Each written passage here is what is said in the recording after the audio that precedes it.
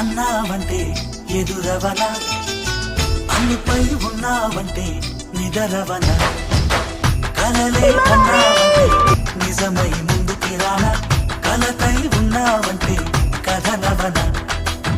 అమ్మలో ఉండే సగం అక్షరం నేనే, నాన్నలో రెండో సగం లక్షణం నేనే. అమ్మ తోడు నాన్న తోడు అన్ని నీకు అన్నే చూడు, చెల్లిపోని బంధం నేనా.